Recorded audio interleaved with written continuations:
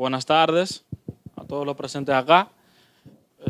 Ya Juan me presentó, me sabe mi nombre, todos creo. Hoy decidí hablar acerca de la importancia de la participación juvenil en la política, pero antes de, quiero saber si se escucha bien el micrófono, bien, todo bien. Y como vamos a hablar de jóvenes, quiero saber si aquí hay personas que tienen menos de 20 años. Menos de 20 años, nadie. Y menos de 25, menos de 25, menos de 25, menos de 30. Ya. Para ser un poco más justo, ¿quiénes tienen más de 30 entonces?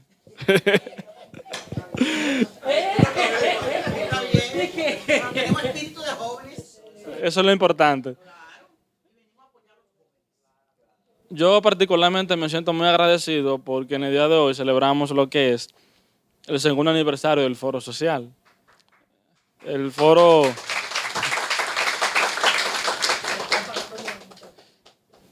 Social es un espacio de discusión histórica, de discusión social y cultural. Haciendo un breve recuento histórico, nuestra primera actividad fue con el doctor allá, le digo doctor, Emilio Rodríguez, en un aula. El 27 de enero del año 2017 fue el primer foro social y luego de ello también hemos hablado acerca de temas geográficos. Por ello vino el licenciado Pelegrín Castillo, que habló sobre los límites marítimos. Es un tema puramente geográfico. También han venido personas a hablar de historia, como Juan Daniel Balcácer, y también el juez del Tribunal Constitucional, Wilson Gómez Ramírez. De igual forma han venido otros expositores a hablar de tecnología, como Hito Bisonó, y otros de emprendedurismo juvenil, como fue Milton Morrison. Y lo que hemos realizado acá en la universidad es básicamente un aporte, no solo a la cultura, el arte, la historia, sino también a esta comunidad universitaria, que si tanto nos ha apoyado, debemos agradecerlo públicamente y también con nuestros aportes. Vamos a hablar acerca de este tema, la importancia de la participación juvenil en la política. Es un tema que está en la palestra pública actualmente y lo que dice Juan es que yo solo voy a presentar algunos puntos de vista y luego ustedes tienen el derecho de desbaratar todo lo que yo dije o estar de acuerdo o no estar de acuerdo. Como aquí pueden ver en el tema que hablamos de dos cosas, participación juvenil y política, pero para que los jóvenes tengan incidencia en la política es necesario que en la sociedad prevalezca un Estado democrático. Es por esa razón que vamos a definir dos conceptos. Número uno, política, y número dos, democracia. ¿Qué es la política? La política es un término que viene de la antigua Grecia. En Grecia, política era lo mismo, o significaba Estado. En Atenas, antigua Grecia, estamos hablando de unas ciudades que se registran en la historia como ciudades que venían del siglo V a.C., cuarto siglo. Aún así, el término política, su significado ha variado progresivamente en toda la historia. Es por esa razón que politeia se asimiló como el Estado, como la República, como la Constitución, como la ciudadanía, como el régimen político, etcétera, etcétera. En cambio, politique significaba el arte político, el arte de hacer política. Una definición más sencilla, pero vaga, es que la política se relaciona con todo lo que tenga que ver con el Estado. La política es eso, la ciencia social, una disciplina de las ciencias sociales. Aquí la mayoría somos parte de la Escuela de Ciencias Sociales, que se encarga de estudiar la relación que tiene el Estado con la ciudadanía. Y de igual forma también traje un significado de política de Galvez Gaitán, quien en el 2005 escribió un libro llamado Manual de Ciencias Políticas. Para Galvez Gaitán, la política es el estudio de la organización social comprendida en una acepción bastante amplia para englobar lo que es la familia, el sindicato obrero profesional, el Estado, la ciudadanía, los ciudadanos, las instituciones públicas, las políticas públicas, etcétera. Este estudio es concebido en función del ejercicio de la autoridad y de la obediencia y de la concepción de obediencia en el país que le sirve de marco. Ahora vamos a definir lo que es democracia. Democracia proviene del griego demos, que significa pueblo, y del griego kratos, el griego antiguo, kratos, que significa poder. Sencillamente, democracia es poder del pueblo, pero la democracia es más que eso. La democracia, de igual forma, viene de la antigua Grecia. Los griegos asumieron el término para el estado político que prevalecía en Atenas durante el siglo V a.C. En cambio, un filósofo griego llamado Pericles empleó el término en su obra llamada Oración fúnebre. También lo utilizó el filósofo llamado Eurípides en su obra Suplicante, dice por Heródoto. ¿Heródoto quién es? El padre de la historia. La democracia también fue un término constituido por los griegos para un debate de ideas, incluyendo lo que es la monarquía y la oligarquía. Este primer párrafo tiene mucha coincidencia con el anterior, con la política. ¿Por qué razón? Porque en el siglo V a.C., Aristóteles, gran filósofo griego, escribió un libro llamado Política, su obra culmen. Es como la obra que hace que ese autor se destaque en la historia, como la primera obra más importante, obra culmen. Aristóteles, en su obra Política, describió lo que acontecía en Atenas. Era una descripción social, histórica y política de Atenas, de Grecia. Para Aristóteles también detalló lo que son 6 formas de gobiernos.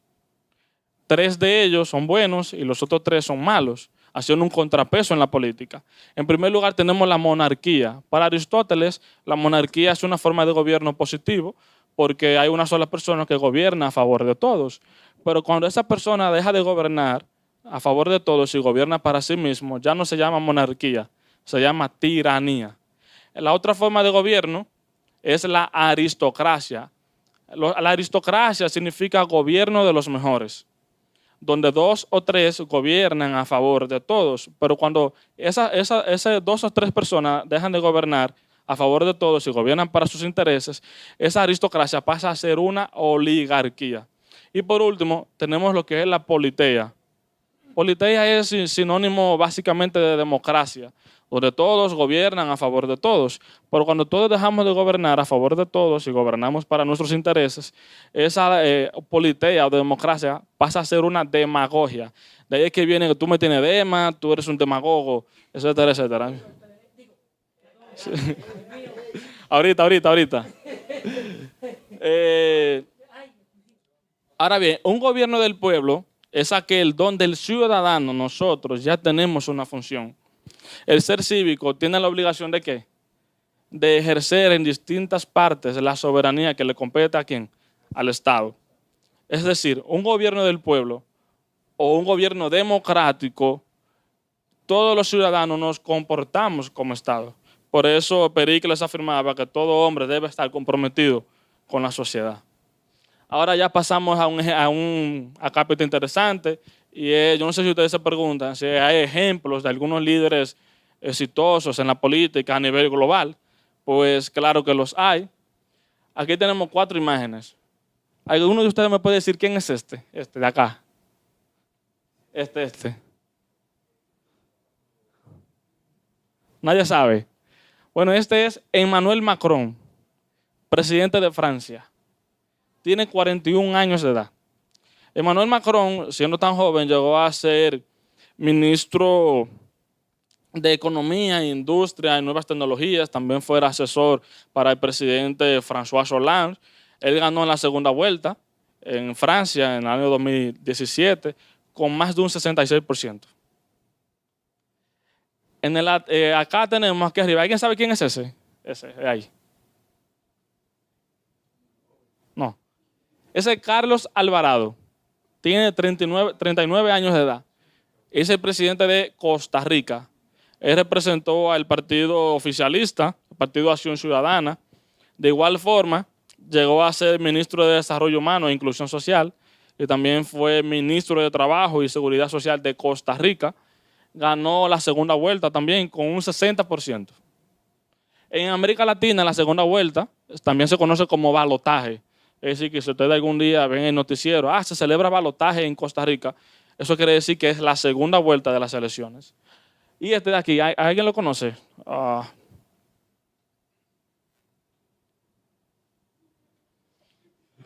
Pero qué bueno que van a aprender. Ese se llama Iván Duque, presidente constitucional de Colombia. Tiene 42 años de edad.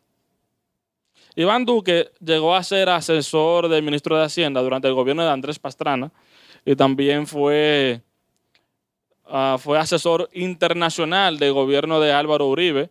Fue senador de la República de Colombia desde el año 2014 hasta el año 2018. Pero este de aquí, yo estoy seguro que ustedes no lo conocen. Ese es mi primo, canciller federal de Austria. Es mentira, no es mi primo. Ese se llama Sebastián Kurz. En realidad él es canciller federal de Austria. Tiene 32 años de edad. Es el mandatario más joven de todo el mundo. Por si fuera poco, a la edad de 27 años logró ser ministro de Asuntos Exteriores e Integración de Austria, a los 27 años de edad. Un joven que ha tenido mucho éxito en la política, pero también tenemos otros dos fenómenos que se han dado en América Latina durante el año 2019. La imagen no sé si se puede ver bien. Por allá, ¿alguien sabe quién es ese? Juan Guaidó. Juan Guaidó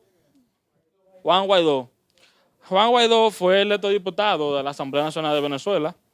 Claro está que tiene mucho público a favor y otro público que no está a favor. Pero yo lo considero como un joven exitoso en la política por razón de que ha asumido un rol tan delicado en la actualidad de proclamarse presidente encargado e interino de la República Bolivariana de Venezuela, haciendo un contrapeso a Nicolás Maduro. Juan Guaidó asumió ese rol de acuerdo con la Constitución venezolana en su artículo 233. Claro está que eso lo podemos debatir más luego, más adelante, porque es un gobierno, hay muchas personas que lo acusan de imperialistas, hay otras personas que dicen que quieren irrumpir un orden democrático, pero también hay otras personas que no están de acuerdo con Nicolás Maduro y por lo tanto ven una opción para recuperar esa esperanza que hace falta en Venezuela, que sí le hace falta. Este que está acá, ¿alguien lo conoce? Ese señor se llama Nayib Bukele. Tiene 37 años de edad. Es el presidente constitucional electo de El Salvador. Era un publicista, es el presidente constitucional más joven de América Latina. La diferencia entre Juan Guaidó y él es que este es un presidente constitucional y Juan Guaidó es el presidente encargado, interino. No es presidente constitucional para establecer las diferencias. El caso de Nayib Bukele, yo lo llamo el karma político en su máxima expresión. ¿Por qué el karma político en su máxima expresión? Porque en el año 2017, este señor acá era alcalde en San Salvador, provincia de El Salvador. ¿Qué pasa? Él era miembro del Frente Moribundo de Liberación Nacional, FMLN, de El Salvador, un partido de izquierda. ¿Qué pasa? Bukele, durante su gestión como alcalde, tenía ideas contrarias a la del presidente, a la de su partido, que tenía ideas muy tradicionales.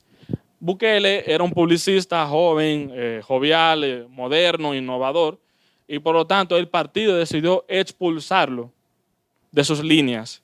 2 años después, este señor forma un partido y llega a ganar la presidencia, y el partido que lo expulsó queda como la tercera fuerza política. Cuando ese partido debía innovar sus ideas, estar de acuerdo con la juventud, con los jóvenes, y que pueda permanecer en el gobierno. Hoy en día es la tercera fuerza política.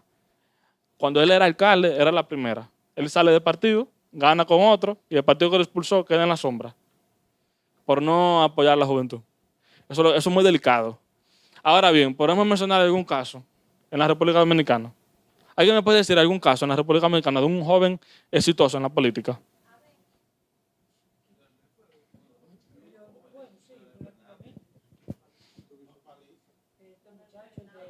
Fernández.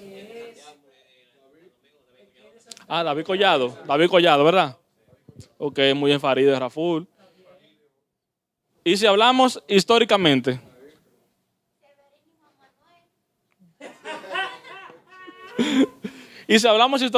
¿Por qué no hablamos de Juan Pablo Duarte y de la Trinitaria?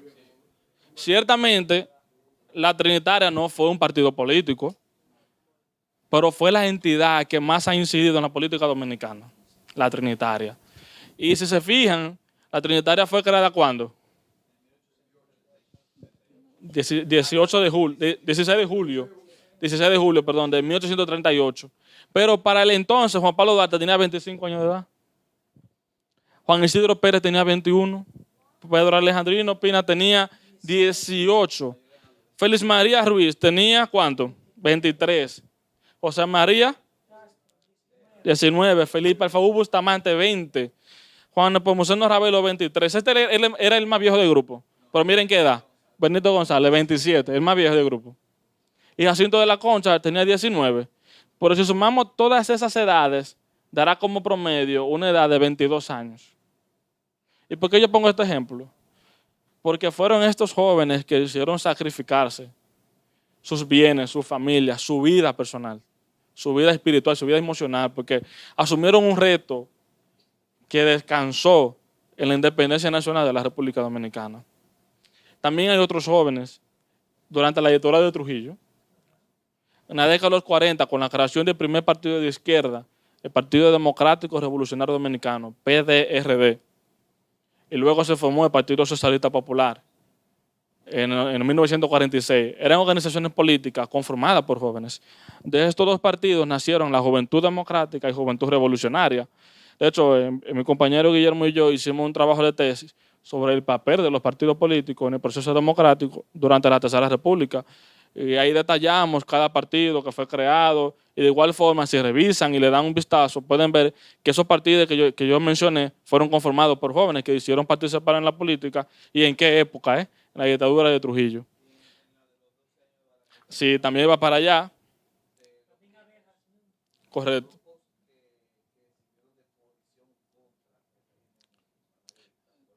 También está el Movimiento de Liberación Dominicana, un movimiento político poco mencionado en la historia. Este movimiento de liberación dominicana decidió luchar militarmente contra Trujillo. Es por esa razón que idearon y organizaron la expedición militar de Constanza Maimón Estorondo el 14 de junio de 1959 y que un año después Minerva Mirabal le dijo a Manuel Aurelio Tavares Justo que el movimiento que yo tenía, que también era conformado por jóvenes, llevara en honor a esa expedición el 14 de junio. Por eso se llama Movimiento 14 de junio. Fue una propuesta de Minerva Mirabal a su esposo Manolo Tavares Justo. Y de igual forma, se lanzaron los jóvenes en la segunda intervención norteamericana. Fueron los jóvenes que se lanzaron en el Puente Duarte. Gregorio Urbano. Él era un viejo joven. Un viejo joven. De hecho, gracias, Gregorio Urbano Gives participó en la primera intervención. En Nicaragua se lo llevaron también. Y participó en la segunda intervención norteamericana. Ese era más joven que yo ese.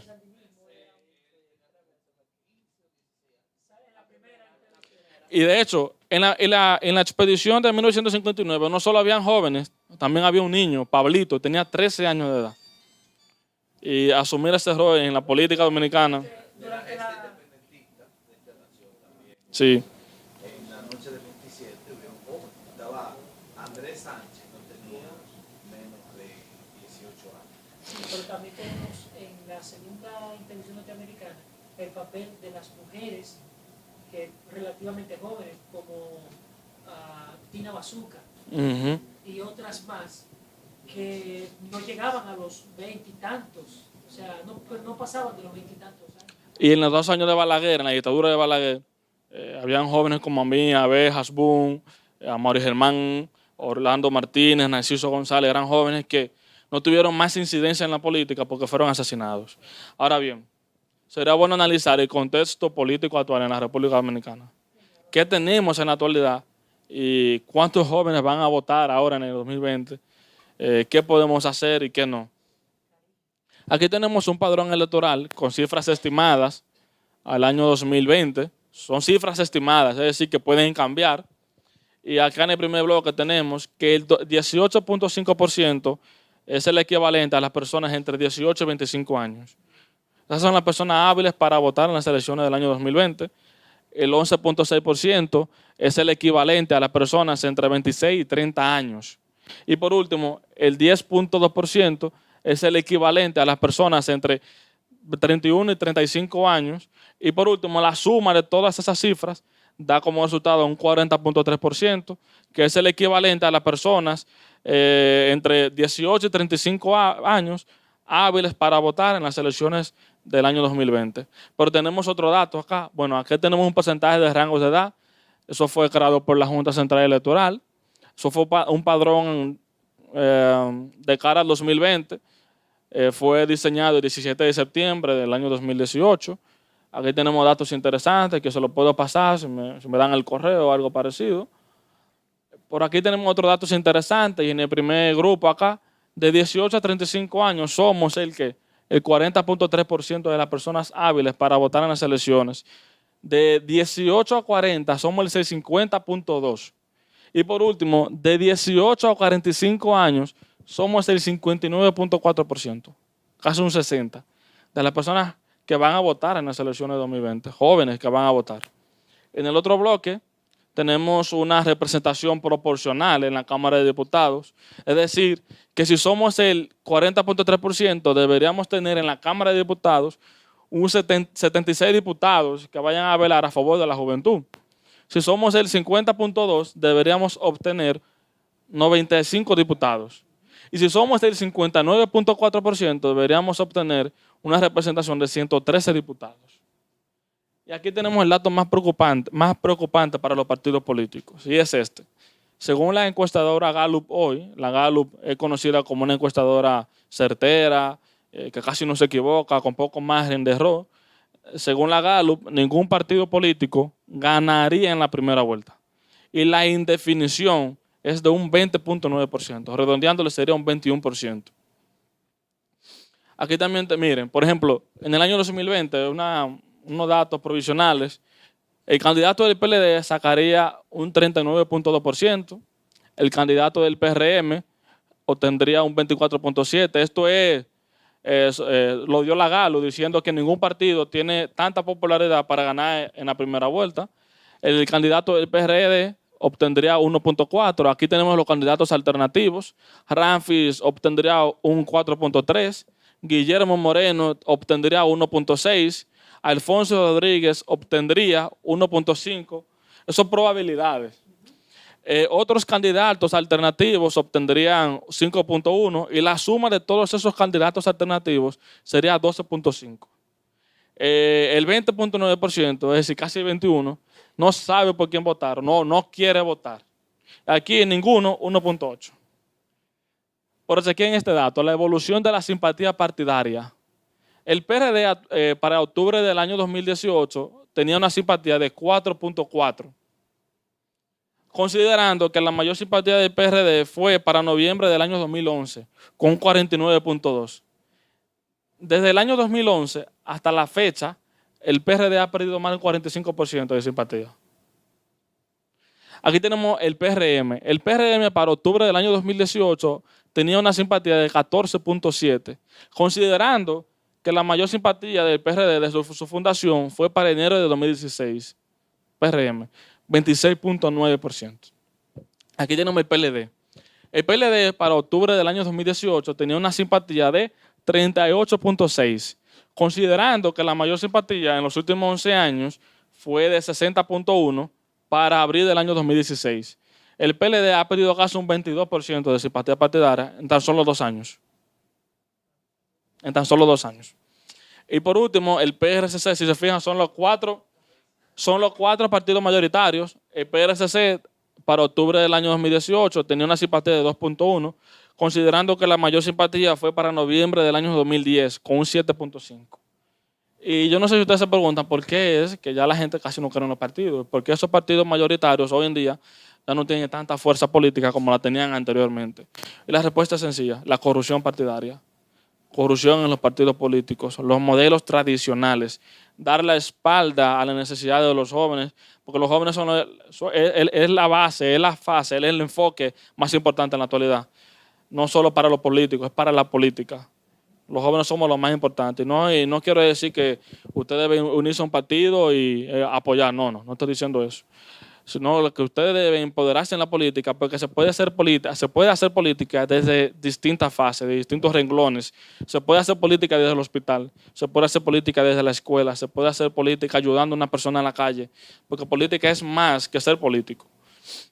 Y la respuesta a todos esos problemas y a toda esa poca credibilidad que tienen los partidos políticos lo ofrece el informe Latinobarómetro desde el año 1995 hasta el año 2015. El informe Latinobarómetro mide la opinión pública de América Latina. El informe Latinobarómetro presenta algo que yo quiero que ustedes lo tengan bien presente, o se lo anoten. Miren, según este informe, los jóvenes no están muy satisfechos con la democracia, para un 33%, y otros están insatisfechos. Es decir, que un 53% de los jóvenes a nivel latinoamericano no creen en la democracia o están insatisfechos con la democracia, no les gusta la democracia. Pero no es porque la democracia sea mala, es por la práctica de los partidos políticos. A nivel latinoamericano, solo el promedio de la satisfacción con la democracia es de un 33%. Aquí tenemos otros datos. Además de eso, un 50% de las personas, incluyendo a los jóvenes, ancianos, adultos, en América Latina no creen en las Fuerzas Armadas. Un 65% no cree en la Policía Nacional. Un 64% no cree en la justicia. Y un 62% no cree en sus presidentes. Danilo Medina ganó con más del 60%, pero yo te aseguro a ti que el 60% de la población no cree en él, a pesar de que votó. Y aquí están los datos más peligrosos y los más interesantes, además de peligrosos. Es que un 68% de los latinoamericanos no creen en el Congreso. Y el peor de todo, un 76% no creen en los partidos. Entonces ya sabemos por qué es que esa simpatía ha bajado. Un 76% de los latinoamericanos, incluyendo la República Dominicana, no creen en los partidos políticos. Y es por la misma política corrupta, la misma política populista, la misma política clientelar, por la misma política tradicionalista. Y yo quiero tratar algo aquí, con seriedad. Es que en la República Dominicana no es el único país que tenemos problemas con la democracia. El mismo sistema democrático viene con crisis y está en crisis. Igualmente los partidos políticos también están en crisis. Y la misma política, porque se han dado fenómenos a nivel latinoamericano, a nivel global, que merecen ser estudiados. Por ejemplo, a pesar de que nosotros tenemos problemas sociales, también hay problemas sociales en México, en Costa Rica, en Venezuela, en Brasil, etcétera. Porque nuestros problemas no solo son políticos, nuestros problemas son culturales más que políticos. Porque todos los fenómenos sociales y políticos se llevan a cabo en países donde hay semejanza cultural. En Haití hay problemas con la democracia. La República Dominicana, si nosotros queremos salvar nuestra democracia, también deberíamos enfocarnos en los problemas de Haití, pero que ellos los resuelvan allá en Haití. Que la República Dominicana debe crear mecanismos para que en Haití también sea implantada la democracia, y no solo en Haití. También debe ser implantada la democracia verdaderamente, con orden, en Bolivia. Tenemos un presidente, Evo Morales, en Bolivia, un narcoestado, una dictadura política, quiere irrumpir un orden democrático. En el año 2016 se hizo un referéndum para ver si la población, la ciudadanía estaba de acuerdo con si Evo Morales debería seguir o no seguir. Más de un 60% le dijo que no a Evo Morales. Hoy en día Evo Morales quiere ir por su reelección y llegar a por lo menos a 20 años en el gobierno. En este año se van a celebrar las elecciones presidenciales de Bolivia. Tenemos un dictador que se quiere seguir perpetuando en el poder. Pero no solo critiquemos los gobiernos de izquierda, también hay que criticar los gobiernos de derecha, como en Honduras. Tenemos el oficialismo donde se celebró unas elecciones presidenciales y claramente ganó a la izquierda, Salvador Nasralla se llama. Y el presidente oficialista se llama Juan Orlando Hernández. Tiene todo el control, porque ese es el error de los partidos políticos. Controlar todo, controlan la justicia, controlan las cámaras, controlan el poder ejecutivo, controlan hasta los perros viralata de la calle, todo. Ahí no. Tampoco se puede ser tan pendejo. Pero cuando un partido político llega al gobierno y controla todo, van a haber debilidades y va a haber un hartazgo político. Y también hay crisis de democracia en Brasil, en Argentina. Y los peores casos son en Nicaragua, con el presidente Daniel Ortega, reprimiendo a un pueblo que pide democracia, a los jóvenes mayormente, los asesina, como si son nada, como si son perros. Y el peor de todo es que está en Venezuela. Claramente un gobierno de izquierda. Y por simple ideología, los gobiernos de izquierda son totalitaristas, por simple ideología. Se apegan a un sistema militar para reprimir a un pueblo, lo que pasa en Venezuela. Y no solo es que los militares están matando, es que en Venezuela gobiernan los narcotraficantes. Eso se llama en política narcoestado. Ya no es un estado, hay un narcoestado. Tenemos un gobierno totalitarista que asesina a opositores. El otro día en Venezuela, el otro día no, eso fue en octubre, septiembre, un opositor lanzándose de un edificio de una 10ª planta. Por Dios, vamos a utilizar sentido común. Si una persona se quiere suicidar de una 10ª planta. No, hermano, eso fue que el mismo oficialismo de Maduro se metió a ese hotel y tiró a ese opositor, un regidor, un concejal. Es por esa razón que Juan Guaidó asumió el error de proclamarse como presidente interino de Venezuela. Un joven. Y son los jóvenes que se están lanzando en las calles. Son los jóvenes en Venezuela que hicieron lanzarse a las calles porque están muriendo de hambre. Están muriendo en los hospitales porque no hay medicina. Están muriendo por la criminalidad. Y por si fuera poco, están muriendo porque es el Estado que crea los mecanismos para que los asesinen. Es decir, que yo creo que la respuesta a todos estos problemas debería ser la democracia liberal. Ese es el punto de vista mío, una solución a esos problemas. La democracia liberal y que todos podamos estudiar a fondo qué es la democracia liberal y de qué forma podemos seguir con el rumbo democrático en América Latina. Ya por último, ¿por qué es importante la participación juvenil en la política? Yo tengo aquí 7 puntos que quiero tratar con ustedes. Número 1, porque los jóvenes son fundamentales para la construcción de cualquier sociedad. Su participación es evidencia de apertura democrática, de inclusión social, de inclusión política, de pluralidad. Número 2, porque participando en la política, ustedes, nosotros, podemos desarrollar sus capacidades y destrezas, además de asumir responsabilidades claves para el desarrollo de las comunidades. Número 3, porque las políticas públicas del gobierno giran en torno a los jóvenes. Hoy en día, si los estados democráticos, republicanos y libres tienen desafíos sociales, es porque no dan una real importancia a los jóvenes. Es por esta razón que en muchos casos hay bajos índices de calidad en educación. Hay poca iniciativa privada que venga con un programa de emprendedurismo, porque las universidades no solo deben enseñar para que los jóvenes sean profesionales, las universidades también deben enseñar para que los jóvenes puedan emprender en la sociedad, porque no la universidad ni el Estado que debe ser la única fuente de empleo o la única fuente de conocimiento. La universidad también debe crear esos estudiantes para que puedan ser autónomos, independientes, que puedan crear sus propios empleos, que puedan sustentarse a ellos mismos. También hay escasa atención sanitaria, entre otros casos. Número 4, porque los líderes tradicionales, con su práctica nepotista, despotista, corrupta, absurda, provoca que los jóvenes no sientan interés en la política. Si le damos paso a la juventud, veremos cambios significativos y positivos en la sociedad dominicana. Esto no es un discurso, para que después digan, Juan Manuel vino a venderse. No, esto no es un discurso. Número 5, porque la participación juvenil crea diversidad en los espacios públicos y sociales. Así los jóvenes conquistan espacios en todos los renglones sociales que pueden existir en la sociedad, desde la educación y servicios comunitarios hasta el liderazgo empresarial o choferil. Número 6, porque los jóvenes somos el 57% de la población mundial. Esto es de acuerdo con la Unión Interparlamentaria en Europa. Es por eso que debemos participar en la política, ya que nuestra representación en los parlamentos, en los congresos, es inferior al número que debería ser.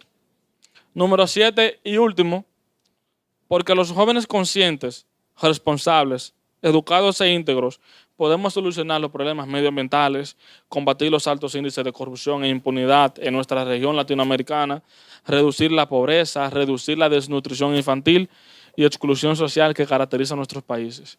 Yo quiero cerrar ya con para que desfifarren lo que dije. Porque veo dos par de gente ahí que están como locos por hablar. Yo termino con una frase de Juan Pablo Duarte, quien a finales de en la primera mitad del siglo XIX, dijo lo siguiente: la política no es una especulación. La política es la ciencia más digna y pura, después de la filosofía, de las inteligencias nobles. Así que gracias.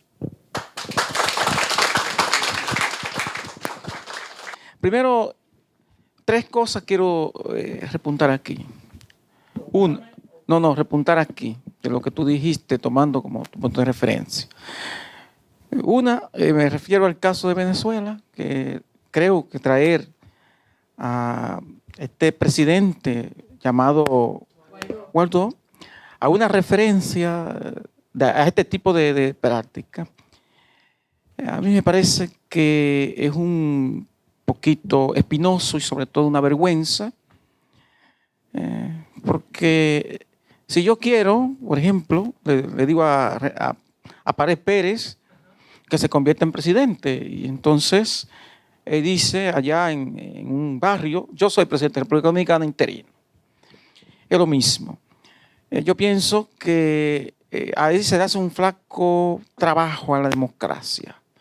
Yo pienso que los venezolanos que tienen una oposición sumamente corrupta y sinvergüenza también, con poca ideología, 60 partidos políticos, todos divididos, cada quien buscando su propia tajada en Venezuela. Nunca han podido ponerse de acuerdo, ni se comen un plato juntos la oposición venezolana. Y el hecho de la fortaleza del propio Maduro, correcto, la fortaleza del propio Maduro es la oposición que no tiene unificación, igual que nos pasa a nosotros. Es verdad que el caso de Venezuela no hay que verlo también con mucha arista, en cierto modo. Es una lucha de poder, una lucha entre dos sistemas económicos que se encuentran. Eso es lo primero. Lo segundo es que si le damos un rodeo a las 197 naciones que tiene el mundo, la economía gira alrededor de gentes que sobrepasa los 50 años. Los bancos, las empresas. O sea, el manejo de la economía no ha estado en la mano de los jóvenes desde muchos años. Si observamos los banqueros dominicanos, ¿quiénes son? Son personas de muchas canas que obviamente se mueren en el puesto y la economía no se la quieren poner a mano de los jóvenes, en cierto modo. Eso es una desventaja. Y hay que entender, por ejemplo, que los niños en América Latina es un problema social que nadie ha querido tener referencia de eso. Los niños son más del 37% en América Latina. Y esa falta de los niños ha producido entonces que América Latina tenga alrededor de 500,000 de pandilleros que han cundido casi América Central entera, en cierto modo. Por tanto, entonces, aquí es que quiero hacer mi tesis, o sea, mi postulado.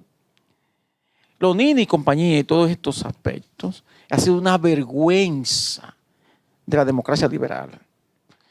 La democracia liberal ha sido la cosa más cochina que la historia ha tenido. En primer lugar, porque, bueno, ya es la ideología, lo que estoy diciendo, que lo que se llama democracia liberal en América Latina ha sido el fiasco de todo lo que se llaman los sistemas políticos. Y de hecho, la democracia liberal es la que ha producido la crisis política en América Latina, en primer lugar. Y en cierto modo, lo fue en Venezuela, la democracia liberal con Carlos Andrés Pérez. La democracia liberal también, que quizás ha funcionado, quizás en los Estados Unidos, no tengo tanta base, pero en América Latina, aunque tú crees, bueno, bien aplicada, yo no he visto esa aplicación, ha producido un almacén de muertos, de hambre, de necesidad. De hecho, dando respuesta a esa democracia liberal, es que ha nacido todo movimiento equivocado en América Latina. Cierto modo, el chavismo, Fujimori en Venezuela, en Perú, que fue producto de una respuesta de un cansancio de esa llamada democracia liberal. ¿Por qué? Porque la democracia liberal pare el concepto de globalización y también pare el concepto de explotación en cuanto a lo que se llama el desarrollo del capitalismo en el mundo y sobre todo en América Latina. Por tanto, sería repensarla, como tú la estás planteando, repensarla desde un discurso dialéctico mucho más coherente y mucho más aplicable. Porque lo que pasa con esos tipos de democracia y el mismo tipo de izquierdismo en América que tiene doble discurso, pues el problema es ese, que la izquierda en América Latina ha tenido todo el tiempo doble discurso. Una cosa es el discurso que vende y otra cosa es el discurso que hace. Y entonces por eso caen en el vacío y caen en el... Pero yo vuelvo y digo, y para terminar, no confío, ni creo, ni que volvamos nosotros a caer en ese fango histórico de la democracia liberal. Muchas gracias. 2 puntos. Lo que pasó en Venezuela no fue que Juan Guaidó se paró en una esquina y se proclamó presidente de Venezuela. No fue que se paró en la plaza pública y yo soy presidente. No, no fue así.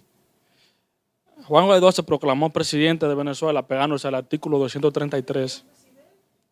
Presidente encargado, es lo que dice la Constitución. Pero lo que digo es que no se proclamó, como usted dice, diciendo se paró en una plaza pública y... No fue así. Él se proclamó presidente encargado e interino de Venezuela pegándose al artículo 233 y 333 de la Constitución Bolivariana de Venezuela, que le da toda la facultad al presidente... No, pero espérate, es que el artículo dice, que cuando el presidente está en estado de inutilidad, y que el presidente está en estado de calamidad y que realmente se declara por un médico que no es apto para ejercer la presidencia. Ese artículo dice que puede una persona proclamarse presidente interino de esa nación. Es así que lo dice, pero Maduro no tiene ninguna de esas condiciones. Y escúcheme, es que... Está bien, pero lo vamos a dejar y respetar Bueno, está bien. el parlamento, el orden parlamentario, y vamos a dejar que el joven disculpe. No, tranquilo, no desfifarar la idea. Es un ejemplo de política dominicana. Los viejos callando la boca a los jóvenes. Con los jóvenes. Pero no, el artículo 233 le da la facultad de proclamarse como presidente al presidente de la Asamblea Nacional de Venezuela. Pero la oposición venezolana dice que Nicolás Maduro no se proclamó como presidente. Nicolás Maduro solo hizo un acto público diciendo que es presidente. Pero para proclamarse como presidente de Venezuela debe juramentar ante Dios y ante la patria. Nicolás Maduro no hizo eso. Incluso hay que juramentarse ante la Asamblea Nacional de Venezuela. Por eso son otros casos. Y el otro que quiero rebatir es sobre la democracia liberal. La democracia liberal nunca se ha aplicado en ningún país. Los problemas que nosotros tenemos es culpa de la democracia representativa, que es lo que hay en Estados Unidos, lo que hay en Venezuela. Pero la democracia liberal nunca la ha habido en ningún país. Lo más semejante podría ser los países nórdicos, lo más semejante.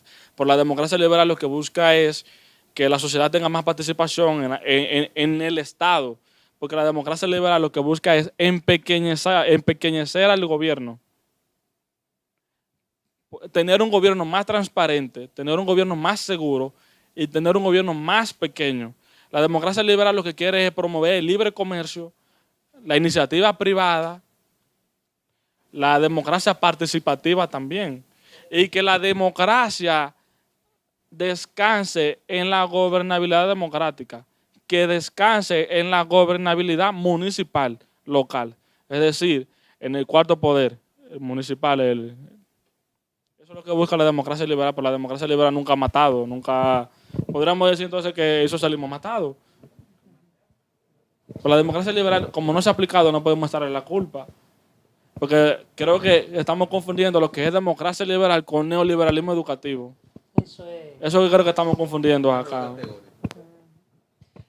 Bueno, aquí se habló de que el problema, más que un problema político, es un problema social y cultural que se ha trasplantado a la esfera política.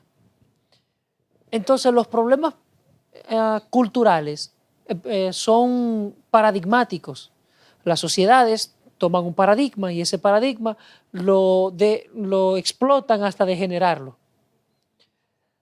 Entonces, ¿qué paradigma tienen nuestros jóvenes? Porque ciertamente yo no veo en un joven levantando un motor con una juca en la mano que tiene a dos banqueras preñadas.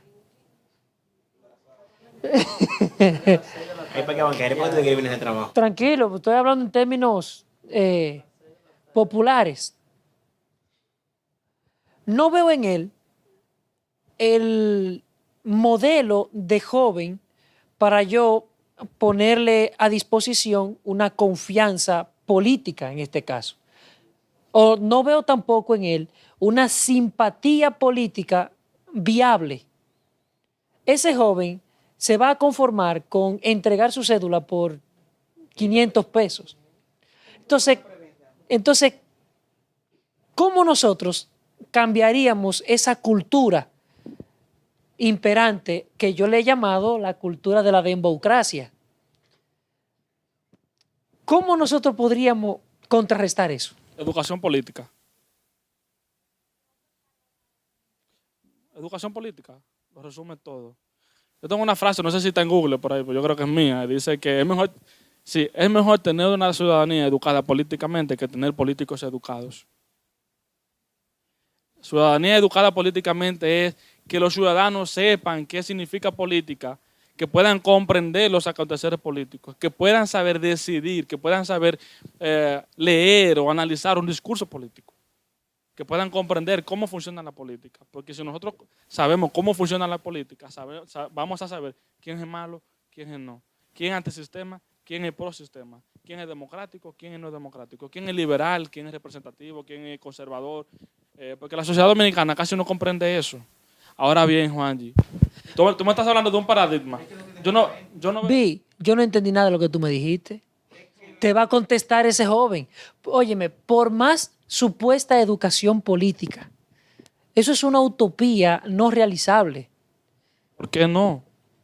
¿Por qué no? Porque a él ya le tienen educación gratuita. No es gratuita. Bueno, estoy hablando de educación, no. Una educación pública. Y a él no le ha funcionado estar frente ahí. Porque es que nunca se han dado educación política en las escuelas. Ni siquiera en las universidades dan educación política. Bueno. Ahora bien, escúchame, Ernesto, que te interrumpa. El paradigma de la juventud dominicana no es un juquero, porque yo no veo juquero aquí. El paradigma de la juventud o del país somos nosotros que estamos aquí, que nos venimos a educar, que venimos a emprender, que venimos a superarnos. Somos jóvenes que debemos seguir una ideología o una idea la cual dio inicio, origen a esta república. Esta juventud que está aquí, que veo yo, no una juventud que anda preñando banquera, o no una juventud, porque si estuvieran en eso no estuvieran aquí. Entonces yo creo que el paradigma de esta sociedad somos todos los que estamos aquí. Vamos a hacer la salvedad de que no tenemos nada en contra de la banquera. No, claro que no. No, es que tú estás detallando una realidad social. Eso es nada más. Aquí no hay que... Pues yo creo que el paradigma de esta sociedad, el paradigma del futuro, lo que sea, está aquí en las universidades y creo que somos nosotros, todos. Para mí siempre ha sido un placer escuchar a Juan Manuel, desde que lo descubrimos trabajando directamente con ese interés por formar a los jóvenes, de que se interesaran por el estudio serio de la política y de que aprendieran que la diferencia entre política y politiquería es tan elevada como la distancia que hay del cielo a la tierra, y por eso yo siempre felicitaré a mi hermano Juan Manuel. No obstante, me gustaría destacar algo en base a lo de la educación política. La educación política es muy necesaria, es importante, es básica, pero no es la solución a los problemas que tenemos. ¿Por qué razón? Porque el concepto de educación es un concepto que ha tenido mucha explotación en los últimos tiempos después del incremento del interés en la formación profesional. Y aún así, los males sociales se incrementan a pesar de que se tiene mayor nivel de formación y de educación. Yo lo que consideraría que en ese caso no debería descartarse. Lo que tú dices no se debería descartar, se puede incluir, pero habría que crear nuevas vías, nuevos mecanismos, nuevas maneras, nuevas estructuras, como tú estabas mencionando, para crear un nuevo tipo de educación. Un nuevo tipo de educación que pueda afectar no solamente a los que no son paradigmas, sino también para aquellos que también son paradigmas. En este caso, la cultura sería prácticamente la vía solucionable, o el malestar general se solucionaría a través de una revolución cultural correcta con paradigmas correctos. Y digo revolución cultural correcta porque en la China maoísta hubo una revolución cultural que llevó al derramamiento de sangre de la plaza de Tiananmen en el 85. O sea que una revolución cultural sin paradigmas correctos tampoco sería una solución viable. Entonces, de ahí que si vamos a hablar del juquero, lo que habría que tomar el estilo de música que él escucha y educarlo por ahí. O sea, si él escucha dembow, entonces incentivar una cultura del dembow que eduque políticamente. Correcto, ¿entiendes esa parte? Entonces, desde esa perspectiva... La democracia de Juanji pasaría a ser correctamente, pasaría a ser una democracia correcta. Bueno, la democracia tiene me imagino, tiene unos tópicos básicos que se construyen en torno al tipo de contenido temático que ellos escuchan cuando manejan cuando escuchan la canción determinada. En ese sentido sería el amor a la riqueza, el sexo libre y otros puntos más. Y el narcisismo. El narcisismo propio. Entonces, desde ahí tú podrías trabajar. Porque no podríamos darle el organismo estatal a un joven que tiene esa perspectiva. Entonces, desde esa categoría, lo correcto sería, si se va a plantear la educación como solución, es ver cómo se innova creando nuevas estructuras que afecten a ese tipo de personas que no van a venir a estos lugares a educarse. Y que lamentablemente, aunque no son el paradigma, y estoy de acuerdo contigo, pero son mayoría. Sí, pero yo no estaba presentando la educación política como solución a la nación. Yo dije educación política. Hay problemas específicos que estaba planteando Juanji. De un joven que va a vender los votos por 500 pesos. Mi respuesta de educación política fue a ese elemento que Juanji mencionó. Sí, pero no es lo... Pero tú no puedes aceptar en esta sala de una manera tan doméstica, ¿no? Ese existencialismo que está planteando, ¿no? Porque entonces si nosotros terminamos en ese existencialismo, hasta queda, vamos a llamar hasta desacreditado el cristianismo como una solución a formar y a preparar una nueva sociedad, porque obviamente si nosotros queremos fundamentar, es decir, bueno, como esta gente cantan estas cosas, todos estos baraños, todas estas cosas, pues vamos a, como dicen algunos evangélicos, cuando cantan canciones mundanas que le ponen el nombre de Dios y esas cosas para hacerla limpia. No es hacer limpio, yo creo que es un nuevo paradigma que debe comenzar, y yo estoy de acuerdo y te doy toda la razón cuando tú hablas de la educación, que ha sido muy sedaciada y que es realmente muy fracasada en América Latina y sobre todo también en otros países. Yo creo que sí, que el paradigma educativo debe ser repensado, yo creo que sí, porque no nos podemos ir solo a la ciencia política para educar a la sociedad políticamente, también tenemos que ver la educación como sistema, la educación como punto de referencia de formación del sujeto. La educación forma el sujeto, dirige el sujeto, cambia el sujeto y transforma el sujeto. Pero el existencialismo educativo, el existencialismo político, va con el sujeto, pero no transforma el sujeto como tal. Entonces se necesita un nuevo paradigma educativo que sea trascendente y transformante. Y eso se hace desde las aulas. Hay que comenzar desde la crianza, porque el problema está que como hay una mala crianza, nosotros queremos tirar esos muchachos a la escuela para lograr una buena crianza, una buena educación desde una mala crianza. El problema de nosotros ha sido cómo criar también, porque la familia debe ser un punto esencial en la formación de la sociedad. Entonces, si le dejamos nos convertimos en funcionalistas, existencialistas en este caso, si no transformamos la familia y la escuela, porque lo único que a la escuela falta es la educación, porque no la tiene. Tenemos escuela, pero no tenemos educación. Entonces, necesitamos hacer una escuela con educación.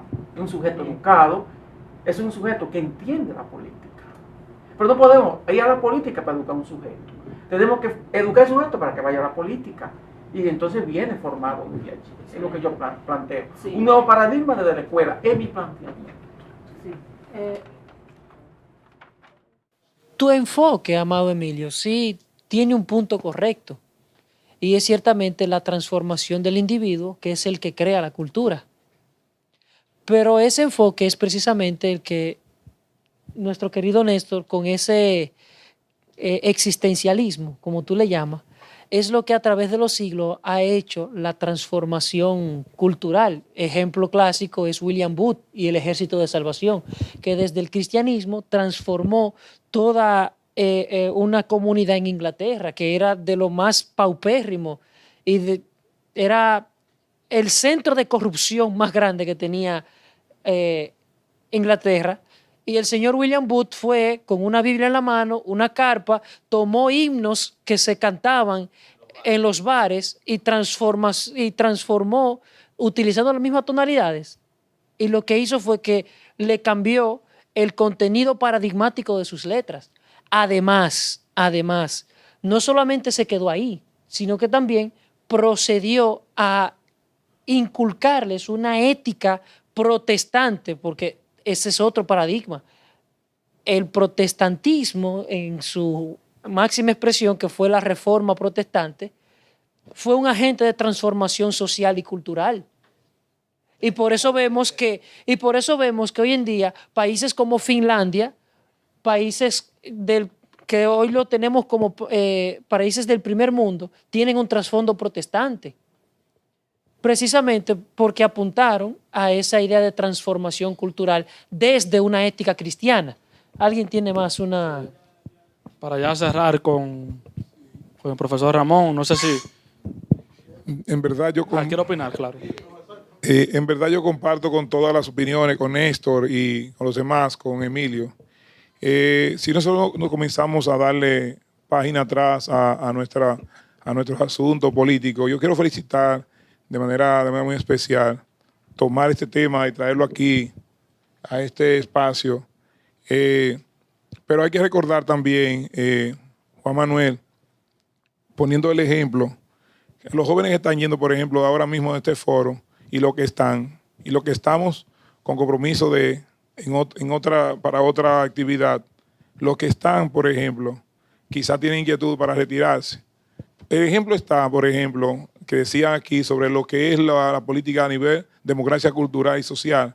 Yo comparto mucho con esto, porque, por ejemplo, uno le decía a un estudiante, te deseo ver en el foro ahorita o mañana, pero ¿cuál es la condición? El por qué y para qué ir. Te ofrecemos, por ejemplo, que aquí, vamos a darle 5 puntos para que asistan. Una motivación da 5 puntos, pero no se imagina lo que usted va a aprender en este foro. Usted no, lo que va a aprender, lo que va a llevar, transmitirá. Aquí se ha convertido en algo cultural y social, por ejemplo, porque nosotros nos estamos educando acá y queremos, como decía Emilio ahorita, estudiar y saber política para educar en la política, ¿verdad? Y felicito a José que está en la política y está caminando, como hablamos siempre y nos conectamos para tratar ese asunto. Entonces, yo veo esto cultural porque cuando vienen, por ejemplo, se habla de política, se acerca y hay un ofrecimiento, hay un porqué, como decían ahorita, 500 pesos, 1,000 pesos para votar, pero no a sabiendas de que posteriormente a ella, después de adquirir su presidencia, el puesto, un político cualquiera, los lamentos llegan. Y es duro, es duro. Aquí se ha convertido en algo más que cultural y social, porque el ser humano está pegado a esto. Ahora sí estoy de acuerdo de que estas actividades ustedes sigan promoviéndolas, porque es muy fácil, pero los dominicanos estamos apegados y cimentados, especialmente a un cambio. Recordemos, por ejemplo, a Leonel Fernández cuando vino. Salió el astro, salió la figura de Leonel. Todos los dominicanos viendo la forma, la actitud y la expresión de él. ¿Qué decían? Los hombres decíamos a muchas mujeres, porque habla lindo. La figura de Leonel. Luego viene después de 4 años, en el 2000 un cambio, y luego en el 2004 de nuevo a Leonel Fernández. ¿Cuál era la actitud del dominicano? ¿Cuál era el comentario? Entonces, tenemos que darle un giro. Yo exhorto de verdad a ustedes que sigan promoviendo estas actividades porque hay que llegar a educar y que no solamente nos quedemos porque hay, como decían ahí, decía el joven ahorita, el joven de la juca y que embarazan, pero embarazan a la vaquera. Pero analizando el punto de vista de él, ¿cuántos ciudadanos, los que están fuera, en cantidades a nosotros que estamos dentro educándonos a la política, cuál es la proporción más alta? ¿La nuestra o las de ellos? ¿Cuáles son las que van a dominar cuando van a sufragiar? Ahí está. Entonces yo me apego a esa parte cultural y social, porque afuera hay más de lo que van a sufragiar en ese momento a cambio de unas monedas a nosotros que estamos educados para votar y para elegir un líder que, como usted dice, la juventud, como han dicho muchos políticos por ahí, hacen falta que los jóvenes se empoderen, sean emprendedores. Yo felicito a David Collado. ¿Por qué? Porque ha sido un joven emprendedor que ha dado y le ha dicho a su mismo partido cuando es no, no, y cuando es sí, sí, igual que otros políticos. Entonces yo felicito y pido de verdad que ustedes sigan promoviendo esta actividad y lo felicito infinitamente. Dios les da muchas bendiciones en estos 2 años y espero que esto no sea hasta allí, que esto siga por toda la vida y que esta universidad siga engrandeciéndose con jóvenes tan especiales como ustedes, con esta labor tan encomiable y con este acendrado amor que ustedes están haciendo esto, que no hay con qué pagarle a ustedes. Que Dios siga bendiciéndole y sigan promoviendo estos eventos, que tarde o temprano estos jóvenes se van a educar y educaremos a los que están fuera para que haya un cambio y que la juventud se acerque a la política. Sí, gracias. Vamos a tener 2 participaciones más, Mercedes y Cintia, ya para terminar con 2 mujeres. Okay, 2 grandes mujeres. Muy bien. Déjenme decirle que yo no he tenido la oportunidad de estar aquí en biblioteca, en los foros, pero lo he estado escuchando y me siento muy contenta y muy satisfecha de lo que se ha hecho hoy aquí. Yo diría que ante todos los planteamientos que se han hecho, hay una cosa que tenemos que estar bien clara, que no perder la esperanza. La juventud es el divino tesoro y tenemos que confiar de que tiene que haber un cambio en nuestra sociedad, un cambio en nuestra escuela, un cambio político, un cambio en todos los órdenes. ¿Y a dónde va a estar esa esperanza? En la juventud. Vamos para adelante, no vamos a perder la esperanza. Tiene que haber un cambio y ese cambio tiene que comenzar conmigo misma, con cada joven, con esa actitud positiva de que tiene que haber una solución, que no vamos a retroceder aunque el asunto se va difícil. Tiene que haber una brecha para que haya una solución. Yo los felicito por su esfuerzo, por su participación y ojalá que esta actitud, porque lo que estamos buscando es cambio. Lo que estamos buscando es que haya una actitud en nuestra juventud de que sí se puede y de que ellos son los protagonistas que tienen que participar. Decía, no sé si fue Emilio que dijo que la población totalmente, los mayores de edad son los que tienen el control. Y yo decía, pero también se hace algo contradictorio cuando ya tú estás trabajando, que tú tienes unos 30 años en servicio, ya te ven como un viejo, pero no quieren darle tampoco la oportunidad a los jóvenes. No le dan la oportunidad a los jóvenes, porque entonces los mismos que están ahí quieren seguir siempre en el poder. Lamentablemente, ¿cómo se le va a dar la oportunidad a los jóvenes? Vamos a seguir luchando y tratando de infundir en cada joven que es importante su participación en la política, porque ahí es que está la esperanza. La verdad es que en lo personal, yo me he motivado más por Juan y Severino a venir al foro. Y es difícil que los jóvenes de hoy en día se interesen por la política, es por el ambiente. Dando énfasis a las palabras que dijo Juanji de democracia, es que los jóvenes de hoy en día somos el reflejo de lo que estamos acostumbrados a ver y a socializar. Es muy difícil que hoy en día los jóvenes se interesen por la política porque están más interesados en lo que oímos y escuchamos. Y aquí en República Dominicana, no, en todo el país. Señores, es una comunicadora precisamente de un foco de promoción de la democracia. Ajá. ¿A dónde vamos a llegar? Exacto, eso es lo que vemos. O sea, solamente vemos en la televisión a los jóvenes cantando dembow. Vemos que Bulín se hace millonario con 2 o 3 palabras en sus canciones. Y eso como que nos decepciona en el fondo a nosotros los universitarios que tenemos 3 o 4 años estudiando en la universidad y ese señor que tiene una semana o un mes se haga millonario de la noche a la mañana. Entonces nosotros los jóvenes queremos aspirar a eso, a hacer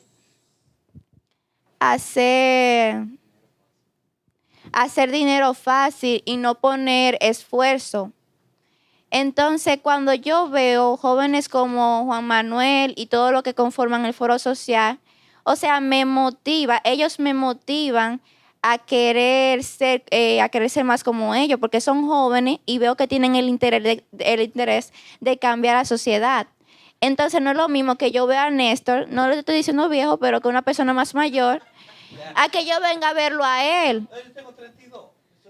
Ok, a Emilio o cualquier otra persona. No es lo mismo, o sea, no es lo mismo que yo venga a ver a Néstor o a cualquier otra persona mayor que venir a ver a Juan Manuel o a Severino. No es que yo esté interesada por ellos, pero son personas jóvenes. Sí, claro, claro. Gracias. Haciendo énfasis.